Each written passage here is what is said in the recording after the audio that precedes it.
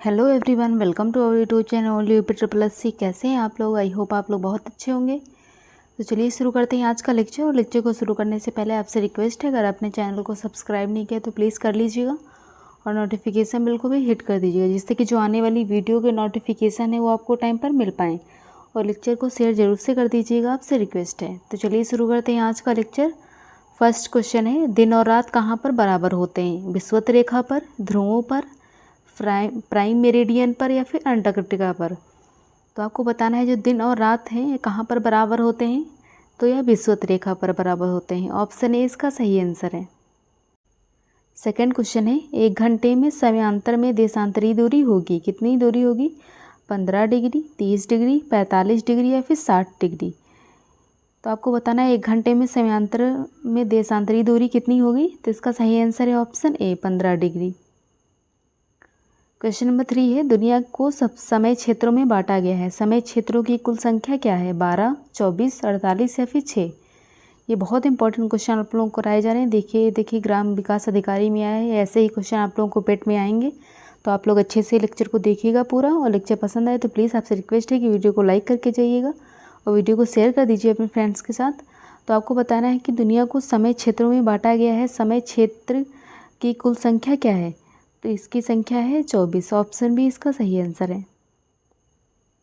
Question number 4 है, दक्षिण Asia में वृद्ध जनसंख्या का सर्वाधिक प्रतिशत वाला देश कौन सा है? तो आपको बताना है दक्षिण एशिया में ऐसा कौन सा देश है जहाँ पर मतलब वृद्ध लोगों की, बूढ़े लोगों की जनसंख्या ज़्यादा है? भूटान, भारत, नेपाल या फिर श्रीलंका? तो इसका सही आंसर है गाइस ऑप्शन डी श्रीलंका।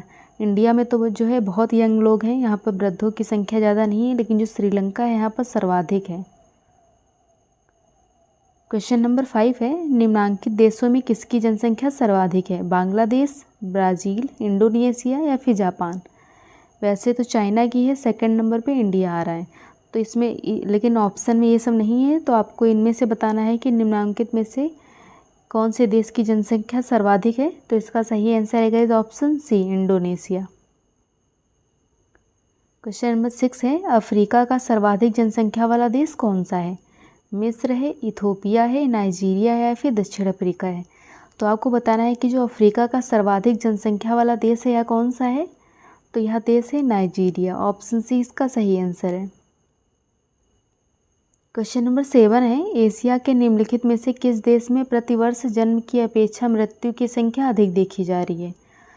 मतलब आपको बताना है जो एशिया है यहाँ पर मतलब जन्म लेने वाले की संख्या कम है, यहाँ पर जन्म जो लेते हैं उनकी संख्या कम है और जो मर रहे हैं उनकी संख्या ज़्यादा है। तो ऐसा कौन सा देश है? बहरीन है, इजराइल है, जापान है या फिर सिंगापुर है? तो इसका सही आंसर है गाइस ऑप्शन सी, जापान जो है यहाँ पर जन्म दर कम है और मृत्यु दर अधिक है। क्वेश्चन नंबर 8 है, विश्व की सबसे अधिक जनसंख्या वाला 10 देशों में एशिया में है? 3, 4, 5 या फिर 6? तो आपको बताना है विश्व की सबसे अधिक जनसंख्या वाले 10 देशों में एशिया में कितने देश हैं। मतलब आपको बताना है कि एशिया में ऐसे कौन से देश हैं जो टॉप 10 में आते हैं, कितने देश हैं ऐसे। तो इसका सही आंसर है ऑप्शन डी 6 देश। विश्व की सबसे अधिक जनसंख्या वाले 10 देशों में एशिया के ही 6 देश हैं। मतलब आप इधर हम लोग एशिया में ही रहते हैं, तो ये फर्स्ट नंबर पे चाइना ही हो गया, सेकंड नंबर पे इंडिया ही हो गया, और बाकी जो भी हों। क्वेश्चन नंबर 9 है, निम्नांकित देशों में किसमें मुसलमानों की जनसंख्या सबसे अधिक है? बहुत पूछा जाता है क्वेश्चन। बांग्लादेश, इंडोनेशिया, पाकिस्तान या फिर ईरान? तो आप लोग कमेंट सेक्शन में इसका ज़रूर से आंसर बताइए कि कौन से देश हैं इसमें जिसमें मुसलमानों की जनसंख्या बहुत अधिक है। तो इसका सही आंसर है guys option B Indonesia.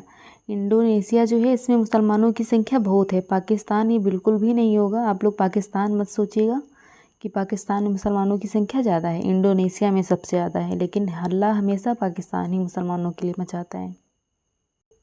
Question number 10 है, दक्षिण एशिया के निम्नलिखित देशों के प्रतिशत नगरीकरण का निम्नलिखित में से कौन सा सही अवरोही क्रम है? नीचे दिए गए कूट से सही उत्तर का चयन कीजिए। तो आपको बताना है नगरीकरण के मामले में अवरोही क्रम में दर्शाना है। तो इसका सही आंसर क्या होगा, आप लोग कमेंट सेक्शन में बताइए। तो यह जो है पाकिस्तान होगा, फिर भारत होगा, फिर बांग्लादेश होगा, फिर श्रीलंका होगा। तो इसका सही आंसर है ऑप्शन बी 3, 2, 1, 4।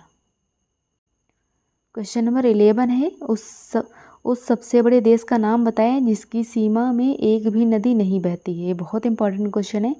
आप लोग बताइए कि ऐसा कौन सा देश है जिसकी सीमा में एक भी नदी नहीं बहती है। संयुक्त अरब अमीरात, सऊदी अरब, कुवैत या फिर लीबिया। तो ऐसा कौन सा देश है? तो यह सऊदी अरब है। सऊदी अरब एक ऐसा देश है जिसमें जो है इसकी सीमा पर एक भी नदी नहीं बहती है। क्वेश्चन नंबर 12 है, डेन्यूब नदी का उद्गम किस देश में है? हंगरी में, जर्मनी में, रोमानिया में या फिर ऑस्ट्रिया में। तो आपको बताना है जो डेन्यूब नदी है इसका उद्गम किस देश में है। तो इसका सही आंसर है गाइस ऑप्शन बी, जर्मनी में। क्वेश्चन नंबर 13 है, कौन सी नदी पूर्वी चीन सागर में बहती है? मेकांग, पर्ल, गंगा या फिर यांगसी। तो ऐसी कौन सी नदी है जो पूर्वी चीन सागर में बहती है? तो यह नाम से ही लग रहा होगा यांगसी, थोड़ा चाइनीज जैसा नाम है। तो ऑप्शन डी इसका सही आंसर है, यांगसी नदी। क्वेश्चन नंबर 14 है, निम्नलिखित में से कौन सी नदी विषुवत रेखा को 2 बार पार करती है? अमेजन नदी, नील नदी, कांगो नदी या फिर नाइजर नदी। बहुत इंपॉर्टेंट क्वेश्चन है ये कि आप लोग बताइए और ऐसी कौन सी नदी है जो विषुवत रेखा को 2 बार पार करती है। तो इसका सही आंसर क्या है आप लोग कमेंट सेक्शन में बताइए। तो यह जो है कांगो नदी, ऑप्शन सी इसका सही आंसर है। कांगो नदी यह अफ्रीका की प्रमुख नदी है, अफ्रीका की। इसकी लंबाई कितनी है? 4700 किलोमीटर है। क्वेश्चन नंबर 15 है, पृथ्वी पर कितने प्रतिशत ताज़ा जल उपलब्ध है? तो आपको बताना है जो पृथ्वी है इस पर कितने प्रतिशत जो है ताज़ा जल उपलब्ध है। 30%, 0.3%, 0.3% या फिर 0.17%। तो आपको बताना है पृथ्वी पर कितने प्रतिशत जो है फ्रेश वाटर उपस्थित है। तो इसका सही आंसर है guys option B, 0.3%। Question number 16 है, निम्नलिखित में से कौन सा सतह पर जल संसाधन का एक उदाहरण है? झील, कुआं, समुद्र या फिर टैंकर। तो आपको बताना है इसमें से कौन सतह पर जल संसाधन का एक उदाहरण है। तो इसका सही आंसर क्या है आप लोग कमेंट सेक्शन में बताइए। तो यह झील है, ऑप्शन ए इसका सही आंसर है। क्वेश्चन नंबर 17 है, निम्नलिखित में से कौन मीठे पानी का सबसे अच्छा स्रोत है? बहुत इंपॉर्टेंट क्वेश्चन है। महासागर, सागर, खारा पानी या फिर नदी। तो आपको बताना है इनमें से कौन सा मीठे पानी का सबसे अच्छा स्रोत है। तो यह है नदी, ऑप्शन डी इसका सही आंसर है। और गाइस अगर आप लोगों ने अभी तक भी वीडियो को लाइक नहीं किया तो प्लीज़ आपसे रिक्वेस्ट है कि वीडियो को लाइक कर दीजिए और अपने फ्रेंड्स के साथ शेयर कर दीजिए वीडियो को, चैनल को सब्सक्राइब कर दीजिएगा। तो क्वेश्चन नंबर 18 है, यूरोप में उच्चतम पर्वत शिखरों में से एक माउंट एल्बर्म कहाँ स्थित है? जर्मनी, स्विट्जरलैंड, रूस या फिर यूक्रेन। तो इसका सही आंसर क्या है? तो इसका सही आंसर है गाइस ऑप्शन सी, रूस। उच्चतम पर्वत शिखरों में एक माउंट एल्ब्रस जो है यह रूस में स्थित है। क्वेश्चन नंबर 19 है, कौन सी पर्वत की चोटी पृथ्वी के केंद्र से दूरतम बिंदु है? Mount Puncak Jaya, Mount Chimborazo, Mount Kilimanjaro या फिर माउंट एकांगुआ। तो कौन सी पर्वत की चोटी पृथ्वी के केंद्र से दूरतम बिंदु पर है? तो इसका सही आंसर है option B, mount Chimborazo. Question number 20 है, हिमालय के सर्वोच्च शिखर माउंट एवरेस्ट की ऊंचाई कितनी है? बहुत इंपॉर्टेंट क्वेश्चन है और आपको पता भी होना चाहिए कि जो माउंट एवरेस्ट है इसकी ऊंचाई कितनी है, क्योंकि आप लोग ये बचपन से पढ़ते आ रहे होंगे कि जो माउंट एवरेस्ट है इसकी ऊंचाई कितनी है, हिमालय की कितनी है। 8200 मीटर, 8,848 मीटर, 8,500 मीटर या फिर 9,000 मीटर। तो आपको बताना है हिमालय के सर्वोच्च शिखर माउंट एवरेस्ट की ऊंचाई कितनी है। तो इसकी ऊंचाई जो है 8,848 किलोमीटर है। ऑप्शन बी इसका सही आंसर है, 8,848 मीटर, सॉरी मीटर होगा, किलोमीटर नहीं, 8,848 मीटर। क्वेश्चन नंबर 21 है, निम्नलिखित में से कौन सा उच्चतम पर्वत शिखर गैर एशियाई है? आपको बताना है इनमें से कौन सा पर्वत शिखर है जो सबसे ऊंचा है लेकिन एशिया में नहीं है। किलिमंजारो पर्वत, एल्ब्रुस पर्वत, मैकनली पर्वत या फिर एकांगुआ पर्वत। तो इसका सही आंसर है गाइस ऑप्शन डी, एकांगुआ पर्वत जो है या गैर एशियाई है। बाकी एल्ब्रुस पर्वत, किलिमंजारो पर्वत, मैकनली पर्वत ये सारे एशियाई हैं। क्वेश्चन नंबर 22 है, विश्व की सबसे बड़ी पर्वत श्रृंखला कौन सी है? आल्पस, हिमालय काराकोरम, एंडीज या फिर तिब्बत। तो आपको बताना है विश्व की सबसे बड़ी पर्वत श्रृंखला कौन सी है। तो यह पर्वत श्रृंखला है एंडीज, ऑप्शन सी इसका सही आंसर है। ये देखिए असिस्टेंट अकाउंटेंट में आया हुआ क्वेश्चन है, बहुत सारे क्वेश्चन है जो अनेक एग्जाम में आए हैं। क्वेश्चन नंबर 23 है, तनामी रेगिस्तान निम्नलिखित में से किस देश में स्थित है? चीन में, दक्षिण अफ्रीका में, ऑस्ट्रेलिया में या फिर भारत में। ये बहुत इंपॉर्टेंट रेगिस्तान है, तो आपको बताना है जो तनामी रेगिस्तान है किस देश में स्थित है, तो यह जो है ऑस्ट्रेलिया में स्थित है। ऑप्शन सी इसका सही आंसर है। अगर आपको नहीं पता है ये रेगिस्तान तो आप लोग नोट डाउन कर सकते हैं। क्वेश्चन नंबर 28 है, निम्नलिखित में से किस महाद्वीप में उष्णकटिबंधीय पर्णपाती वनों का विस्तार अधिक है?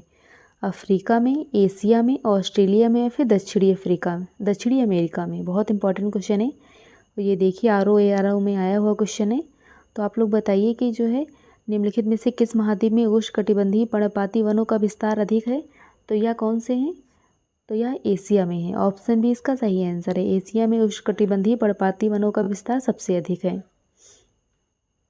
क्वेश्चन नंबर 29 है, विश्व में सबसे बड़े व घने वन कहाँ पर हैं? भारत में, तंजानिया में, ब्राज़ील में या फिर कनाडा में। ये तो सबको पता होगा वैसे कि जो विश्व में सबसे बड़े व घने वन कहाँ पर हैं, तो यह घने वन है ब्राज़ील में। ऑप्शन सी इसका सही आंसर है, ब्राज़ील। अगर पूछा जाए, अक्सर पूछ लिया जाता है कि भारत में सबसे ज़्यादा वन कौन से राज्य में पाए जाते हैं, तो वह जो है मध्य प्रदेश में पाए जाते हैं, MP में। क्वेश्चन नंबर 30 है, सूची 1 को सूची 2 से सुमेलित कीजिए तथा सूचियों को नीचे दिए गए कोड से सही उत्तर का चयन कीजिए। तो सूची 1 और सूची 2 को मिलाना है। तो आपको बताना है कौन सा वन जो है किस वन के लिए, कौन से पौधों के मतलब कौन से पेड़ के लिए प्रसिद्ध है।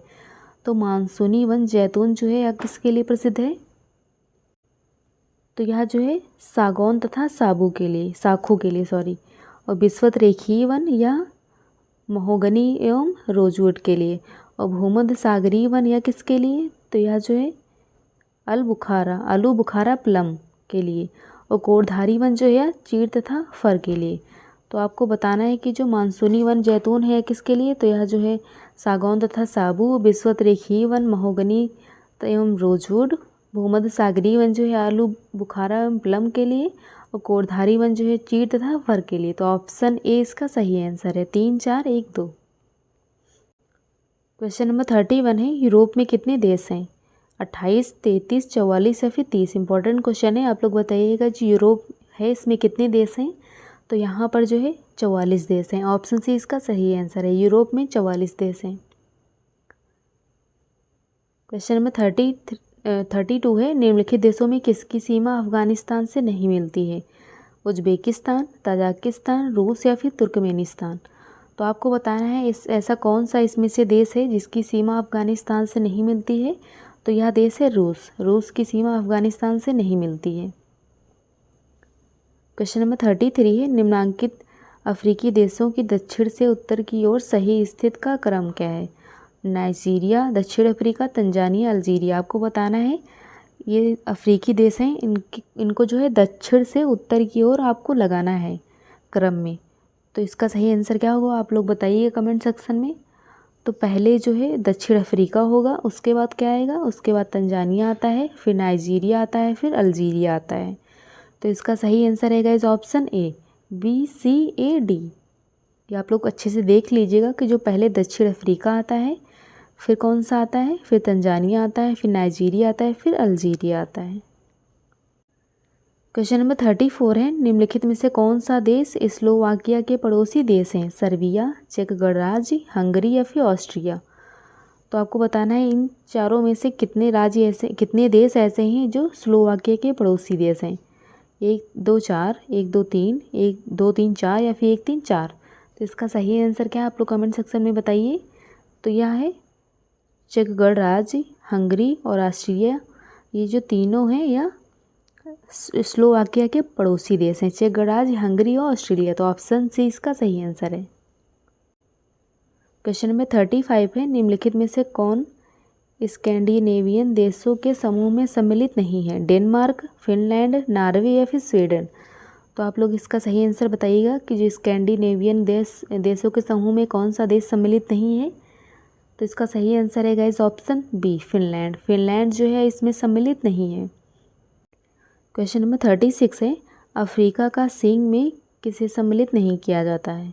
ये बहुत इंपॉर्टेंट क्वेश्चन है कि जो अफ्रीका का सींग होता है इसमें कौन से देश को सम्मिलित नहीं किया जाता है? इथोपिया, इरिट्री, सोमालिया या फिर सूडान। तो इसका सही आंसर क्या है? तो इसका सही आंसर है गाइस ऑप्शन डी, सूडान जो है अफ्रीका का सिंह में नहीं आता, बाकी इरिट्री, इथोपिया, सोमालिया ये सारे देश आते हैं।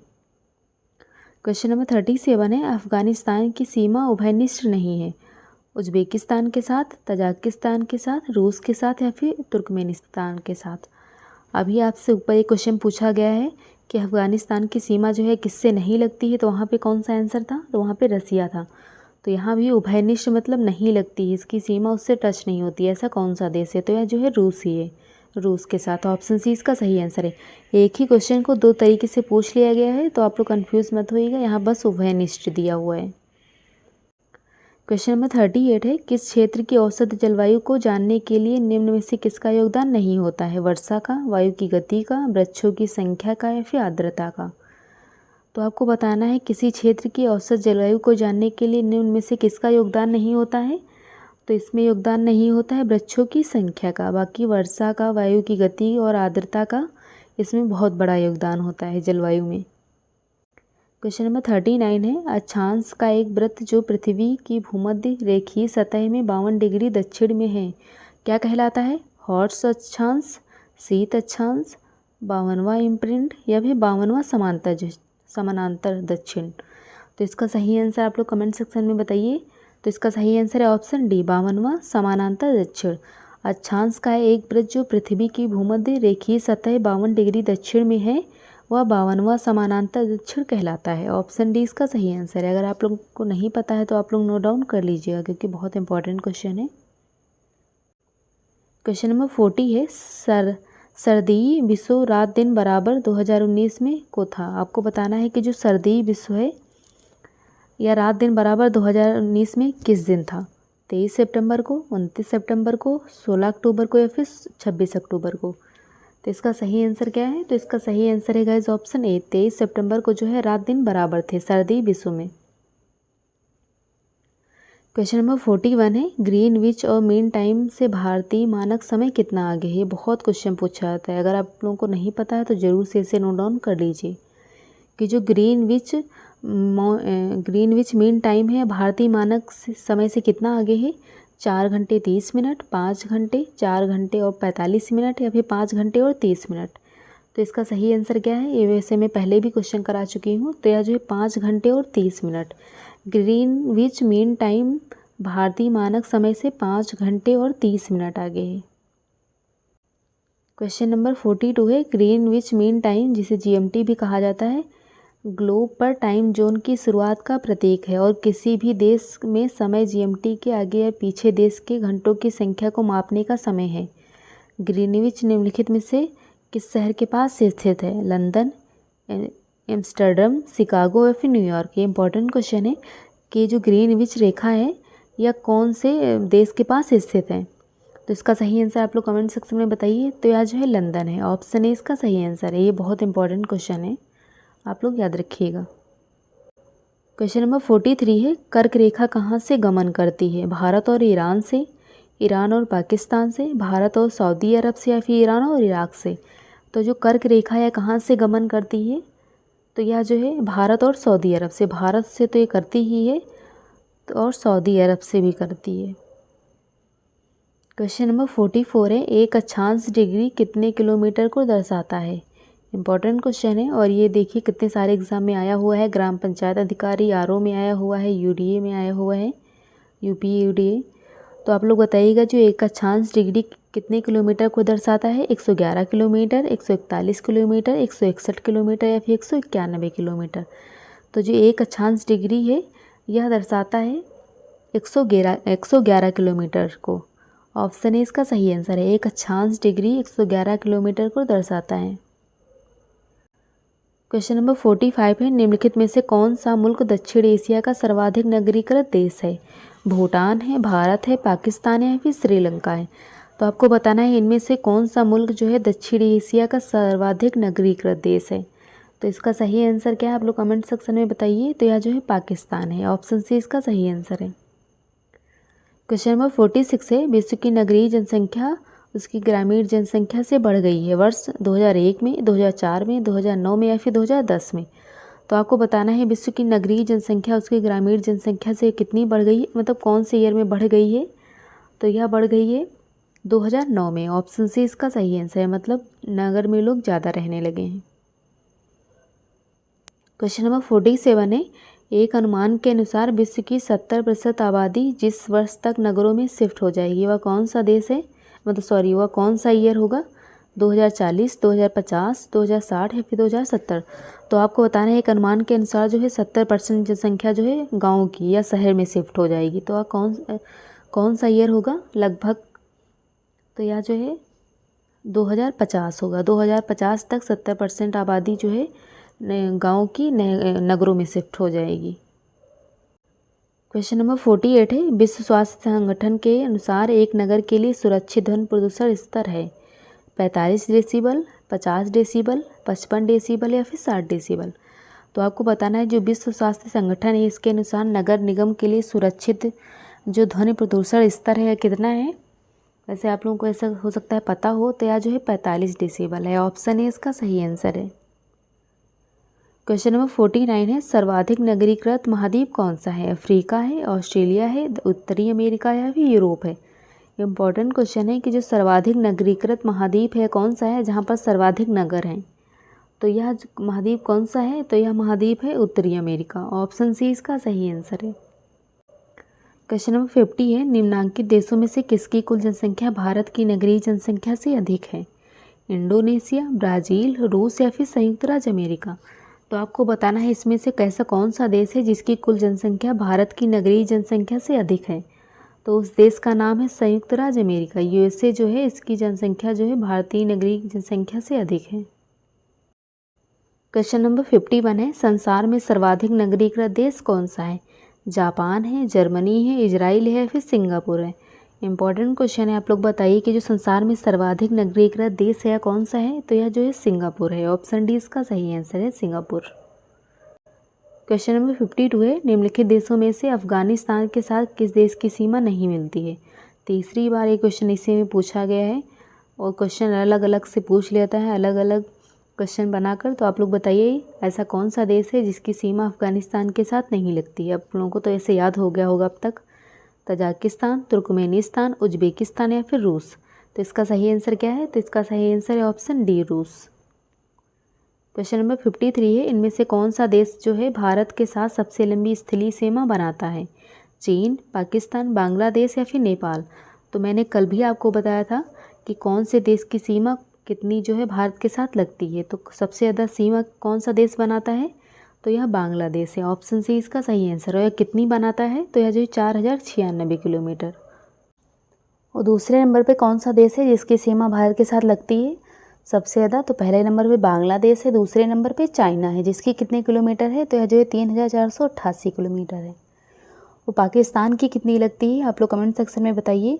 तो यह जो है 3323 किलोमीटर और नेपाल की 1751 किलोमीटर। ये सारे आप लोग याद रखिएगा। और सबसे छोटी सीमा जो है किसकी लगती है, तो यह जो है अफगानिस्तान की लगती है इंडिया के साथ। कितने किलोमीटर, तो यह 106 किलोमीटर। इसे भी आप लोग याद रखिएगा, अक्सर पूछ लिया जाता है कि जो अफगानिस्तान की सीमा है भारत से कितने किलोमीटर की लगती है, तो यह जो है 106 किलोमीटर की लगती है। और सबसे ज़्यादा सीमा बांग्लादेश की लगती है 4096 किलोमीटर। उसके बाद चाइना की लगती है 3488 किलोमीटर। उसके बाद पाकिस्तान की 3323 किलोमीटर और नेपाल की 1751 किलोमीटर। अगर आपको आगे भी लिखना है, आगे भी 3 देश हैं जो कि म्यांमार है, म्यांमार की 1643 किलोमीटर, भूटान की 699 किलोमीटर और अफगानिस्तान की 106 किलोमीटर। अगर आपको लिखना है तो आप लोग नोट डाउन कर सकते हैं, मैंने बोल दिया है। क्वेश्चन नंबर 54 है, सामान्य वायुमंडलीय दाब होता है, कितना होता है। 760 सेंटीमीटर पारा स्तंभ, 1.013 10⁴ डाइन सेंटीमीटर स्क्वायर या फिर 1.013 10⁶ न्यूटन प्रति मीटर स्क्वायर या फिर 760 मिलीमीटर पारा स्तंभ। तो आपको बताना है जो सामान्य वायुमंडलीय दाब होता है कितना होता है, तो यह होता है 760 मिलीमीटर पारा स्तंभ। ऑप्शन डी इसका सही आंसर। अगर आप लोगों को नहीं पता है तो आप लोग लिख लीजिएगा क्योंकि बहुत इंपॉर्टेंट क्वेश्चन है।